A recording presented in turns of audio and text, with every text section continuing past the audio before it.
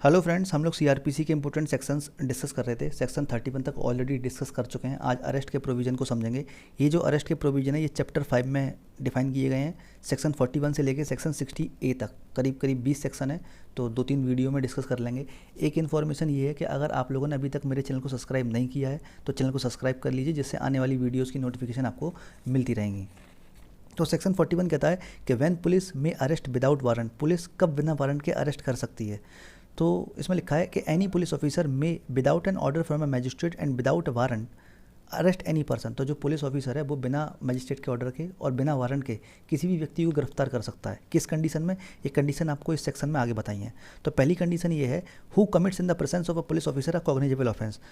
तो कोई ऐसा व्यक्ति जिसने पुलिस ऑफिसर के सामने कोई संज्ञेय अपराध किया, यानी कॉग्निजेबल ऑफेंस किया है। अब ये जो कॉग्निजेबल ऑफेंस है ये सीआरपीसी के सेक्शन 2C में डिफाइन है, तो वहाँ पे आप जाके डेफिनेशन देख सकते हैं। कॉग्निजेबल ऑफेंस ऐसे ऑफेंस होते हैं जिसमें पुलिस ऑफिसर बिना वारंट के अरेस्ट कर सकता है। अगला पॉइंट है point number b, against whom a reasonable complaint has been made और credible information has been received और reasonable suspicion। मतलब कोई ऐसा व्यक्ति जिसके खिलाफ कोई रीजनेबल कंप्लेंट हुई है या कोई क्रेडिबल इन्फॉर्मेशन प्राप्त हुई है या रीजनेबल सस्पेक्शन है, यानी युक्त संदेह करने का आधार है कि उस व्यक्ति ने कोई ऐसा संज्ञेय अपराध किया यानी कॉग्निजेबल ऑफेंस किया है जो कि 7 साल से, जिसमें मतलब 7 साल से कम की सजा है या 7 साल तक की सजा है, चाहे जुर्माना सहित हो या जुर्माना रहित हो, तो ऐसे व्यक्ति को भी बिना वारंट के पुलिस ऑफिसर अरेस्ट कर सकते हैं। अगला पॉइंट है इसमें, the police officer has reason to believe on the basis of such complaint information, यानी पुलिस अधिकारी को ऐसे कंप्लेंट या सूचना पर यह विश्वास करने का कारण है कि ऐसे व्यक्ति ने कोई उक्त अपराध कारित किया है। नेक्स्ट पॉइंट है पॉइंट नंबर 2। यहाँ से देखो डीजीएस में क्वेश्चन आ चुका है, तो इस पॉइंट को अच्छे से पढ़ लेना। The police officer is satisfied that such arrest is necessary. अगर पुलिस अधिकारी को ये समाधान होता है, पुलिस अधिकारी को लगता है कि ऐसा अरेस्ट किया जाना इसलिए भी ज़रूरी है कि जो पर्सन है वो कोई फर्दर ऑफेंस ना करे, प्रॉपर इन्वेस्टिगेशन के लिए उस पर्सन का गिरफ्तार किया जाना ज़रूरी है, या वो जो पर्सन है वो जाके सबूतों के साथ छेड़खान ना करे, मतलब सबूत को मिटाए ना, उसको टेम्परिंग ना करे, छेड़खान ना करे, ठीक है। तो ऐसे व्यक्ति का भी अरेस्ट होना बिना वारंट के ज़रूरी है, तो पुलिस ऑफिसर बिना वारंट के गिरफ्तार कर लेगी। या कोई ऐसा पर्सन है वो जाके गवाहों को डराएगा, धमकाएगा, इंड्यूसमेंट, थ्रेट और प्रॉमिस करेगा, ठीक है, तो ऐसे पर्सन को भी पुलिस ऑफिसर बिना वारंट के अरेस्ट कर सकती है, ठीक है। आगे इसमें लिखा है, police officer shall record while making such arrest his reason in writing. तो पुलिस अधिकारी अगर ऐसी गिरफ्तारी करता है तो गिरफ्तारी के दौरान लिखित में अपने कारणों को लेखबद्ध करेगा, यानी राइटिंग में रिड्यूस करेगा, ठीक है। परंतु मान लो पुलिस अधिकारी को इसमें जो प्रोविजो है, provided that a police officer shall in all cases where arrest of a person is not required, जहाँ पे गिरफ्तारी की ज़रूरत नहीं है तो इस चीज़ को भी वो राइटिंग में रिड्यूस करेगा, ठीक है, कि गिरफ्तारी की, अगर वो गिरफ्तारी नहीं करता है तो उसने क्यों गिरफ्तारी नहीं करी, इस चीज़ को भी वो राइटिंग में रिड्यूस करेगा। नेक्स्ट पॉइंट है, against whom credible information has been received that he has committed a cognizable offence punishable with the imprisonment for a term which may extend to more than 7 year. मतलब कोई ऐसा व्यक्ति जिसके खिलाफ ऐसी complaint file हुई है या ऐसी क्रेडिबल इन्फॉर्मेशन मिली है जिसने ऐसा कॉग्निजेबल ऑफेंस, ऐसा संज्ञेय अपराध किया है जिसमें 7 साल से ज़्यादा की सजा है या सजाए मौत है, या जो 7 साल से ज़्यादा की उसने जो ऑफेंस किया वो जुर्माना सहित हो या जुर्माना रहित हो, तो ऐसे पर्सन को भी बिना वारंट के पुलिस ऑफिसर गिरफ्तार कर सकते हैं। अगला पॉइंट है, who has been proclaimed as an offender under this code, इधर अंडर दिस कोड और of the state government.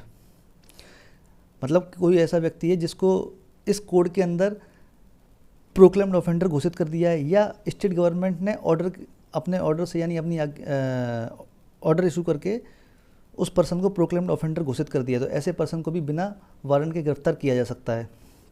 Next point है, in whose possession anything is found which may reasonably be suspected to be stolen property. मतलब जिसके कब्जे में कोई ऐसी चीज़ पाई जाती है जिसके चुराई हुई संपत्ति होने का उचित रूप से संदेह है, तो ऐसे व्यक्ति को भी बिना वारंट के पुलिस अधिकारी गिरफ्तार कर सकते हैं। अगला पॉइंट है, who obstruct a police officer while in the execution of his duty. मतलब जो पुलिस अधिकारी को उस समय क्षति पहुंचाता है जब वो अपनी ड्यूटी का निर्वहन कर रहा था, जब वो अपने कर्तव्य का निर्वहन कर रहा था, तो ऐसे पर्सन को भी बिना वारंट के गिरफ्तार किया जा सकता है। या कोई पर्सन लॉफुल कस्टडी से भाग निकलता है, पुलिस ऑफिसर की लॉफुल कस्टडी से भाग निकलता है या भाग निकलने का प्रयास करता है, तो ऐसे पर्सन को भी बिना वारंट के गिरफ्तार किया जा सकता है। नेक्स्ट पॉइंट है, who is reasonably suspected of being a deserter from any of the arm forces. यानी कोई एक ऐसा पर्सन जिस पर यूनियन गवर्नमेंट के किसी भी आर्म फोर्सेस को अभित्याग करने का संदेह है, मतलब छोड़ देने का या जो आर्म फोर्सेस है वहाँ से भाग जाने का संदेह है, तो ऐसे पर्सन को भी बिना वारंट के गिरफ्तार किया जा सकता है। ठीक है, और तो इसमें कोई खास इंपॉर्टेंट चीज़ है नहीं। सब सेक्शन 2 इम्पोर्टेंट है, subject to the provision of section 42, यानी धारा 42 के प्रावधानों के अधीन रहते हुए अगर किसी पर्सन के खिलाफ कोई कंप्लेन हुई है या कोई क्रेडिबल इन्फॉर्मेशन प्राप्त हुई है या कोई रीजनेबल सस्पेक्शन है कि उसने कोई ऐसा नॉन कॉग्निजेबल ऑफेंस किया है, तो ऐसे व्यक्ति को बिना मजिस्ट्रेट के ऑर्डर के या बिना वारंट के अरेस्ट नहीं किया जाएगा। यही बात इसमें लिखी है। No person concern in a cognizable non cognizable offence or against whom a complaint has been made or credible information has been received or a reasonable suspicion exists of his having so concerned shall be arrested except under a warrant or order of a magistrate। ठीक है, अगला section है section 41A, notice of appearance before a police officer, यानी police officer के समक्ष हाजिर होने के लिए नोटिस। तो इस सेक्शन में है कि अगर कोई पर्सन जिसके खिलाफ कोई क्रेडिबल इन्फॉर्मेशन प्राप्त हुई है या कोई रीजनेबल कंप्लेंट फाइल हुई है या कोई रीजनेबल सस्पेक्शन यानी युक्त संदेह है कि उस व्यक्ति ने कोई कॉग्निजेबल ऑफेंस यानी संज्ञेय अपराध किया है और पुलिस ऑफिसर को लगता है कि इसमें अभी गिरफ्तारी ज़रूरी नहीं है, तो ऐसे पर्सन को पुलिस ऑफिसर नोटिस इशू कर देगा और उससे अपेक्षा करेगा कि वो या तो पुलिस थाने में या जो भी जगह उस नोटिस में लिखी वहाँ पे हाजिर हो। ठीक है, तो ये लिखा है the police officer shall in all cases where the arrest of a person is not required, तो जहाँ पे गिरफ्तारी जरूरी नहीं है, under the provision of subsection 1 of section 41 issue a notice directing the person against whom a reasonable complaint has been made or credible information has been received. तो मतलब ये है कि जिसके खिलाफ कोई रीजनेबल कंप्लेंट हुई है, क्रेडिबल इन्फॉर्मेशन प्राप्त हुई है कि उसने कोई कॉग्निजेबल ऑफेंस किया है और पुलिस ऑफिसर को लगता है कि गिरफ्तारी ज़रूरी नहीं है सेक्शन 41 के सब सेक्शन 1 में, तो ऐसे पर्सन से ये अपेक्षा करेगा कि वो पुलिस ऑफिसर के समक्ष हाजिर हो या कोई ऐसी जगह जो नोटिस में लिखी है वहाँ हाजिर हो। नेक्स्ट पॉइंट है कि where a notice is issued to any person it shall be duty of that person to comply with the terms of the notice, और जिस पर्सन को वो जो नोटिस जारी किया गया है तो उस नोटिस की टर्म्स और कंडीशन को मानना उस पर्सन के लिए ज़रूरी है, नेसेसरी है। ठीक है, सबसेक्शन 3 में लिखा है कि where such person complies and continue to comply with the notice, मतलब अगर कोई पर्सन उस नोटिस की टर्म्स और कंडीशन को मानता है तो फिर उसे अरेस्ट नहीं किया जाएगा, unless for reason to be recorded the police officer is of opinion that he ought to be arrested. मतलब अगर वो जो पर्सन है उस नोटिस की टर्म्स और कंडीशन को मानता है तो उसे अरेस्ट नहीं किया जाएगा, लेकिन अगर पुलिस अधिकारी जो पुलिस ऑफिसर है उनकी ये राय है कि उस पर्सन को गिरफ्तार किया जाना चाहिए तभी उसे गिरफ्तार करेंगे और इस चीज़ को वो राइटिंग में रिड्यूस करेंगे यानी रिकॉर्ड करेंगे, अपने इस रीजन को रिकॉर्ड करेंगे। अगला पॉइंट है कि where such person at any time fails to comply with terms of the notice, अगर मान लो जो नोटिस इशू किया है जिस पर्सन को और वो टर्म्स और कंडीशन नहीं मानता उस नोटिस की और अपने आप को आइडेंटिफाई नहीं कराता है ना, और he is unwilling to identify himself, यानी अपनी पहचान कराने का वो इच्छुक नहीं है, अनिच्छुक है, तो फिर वो पुलिस अधिकारी जो है वो उस पर्सन को गिरफ्तार कर सकते हैं उस ऑफेंस के लिए जो ऑफेंस उस नोटिस में लिखे हुए हैं।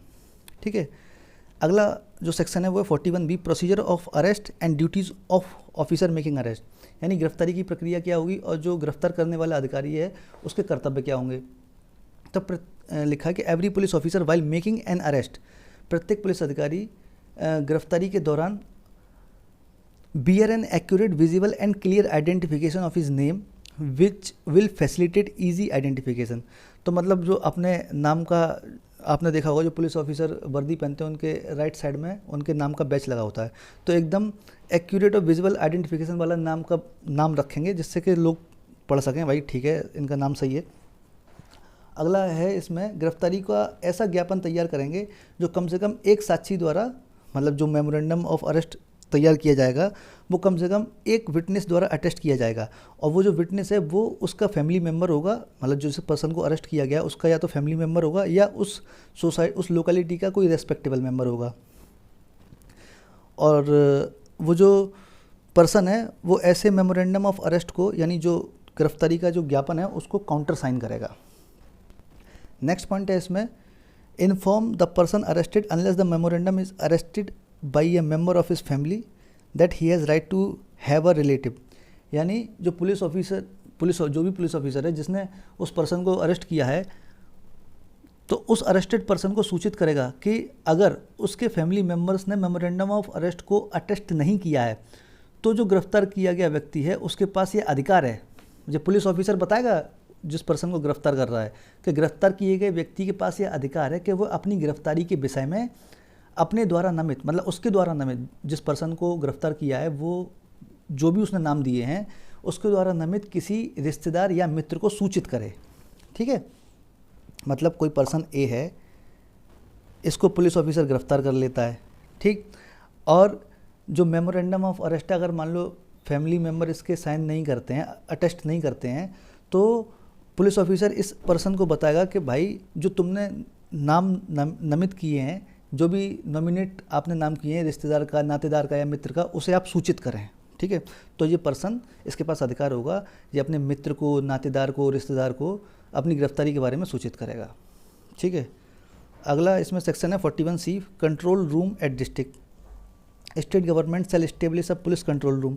तो जो राज्य सरकार है वो पुलिस कंट्रोल रूम प्रत्येक राज्य स्तर पे और प्रत्येक जिला स्तर पे और राज्य स्तर पे गठित करेगी। इसके अलावा इसमें कुछ इंपॉर्टेंट है नहीं आगे। सेक्शन 41D इंपॉर्टेंट है। 41D कहता है कि right of arrested person to meet an advocate of his choice during interrogation. तो गिरफ्तार किए गए व्यक्ति का ये अधिकार है कि वो अपने चॉइस के एडवोकेट से, अपने चॉइस के अधिवक्ता से इंटेरोगेशन के दौरान मिल सके। लेकिन यहाँ पे जो एग्ज़ाम में पूछा जाता है वो ये पॉइंट पूछा जाता है, मतलब जो अरेस्टेड, जो गिरफ्तार किया गया पर्सन है उसके पास अधिकार तो है कि वो इंटेरोगेशन के दौरान अपने वकील से मिल सके, बट नॉट दो आउट द इंटेरोगेशन। अब ऐसा नहीं है कि पूरी इंटेरोगेशन में वो मिले, कि पुलिस ने ऑफिसर ने 2 सवाल पूछे फिर जाके कहें कि हम अपने अधिवक्ता से मिलाएं, फिर 2 सवाल पूछे फिर भाग के पहुँच गए अपने वकील के पास, ऐसा नहीं हो सकता। ठीक है, तो इस सबसेक्शन, मतलब इस सेक्शन में 41D में यही इंपॉर्टेंट है कि इंटेरोगेशन के दौरान आप अपने वकील से मिल सकते हो अपनी चॉइस के से, लेकिन ये नहीं कि पूरी इंटेरोगेशन के दौरान। तो फ्रेंड्स, इस वीडियो डिस्कशन में बस इतना ही है और आगे हम लोग सेक्शन 42 से डिस्कस करेंगे। Thank you very much for discussion.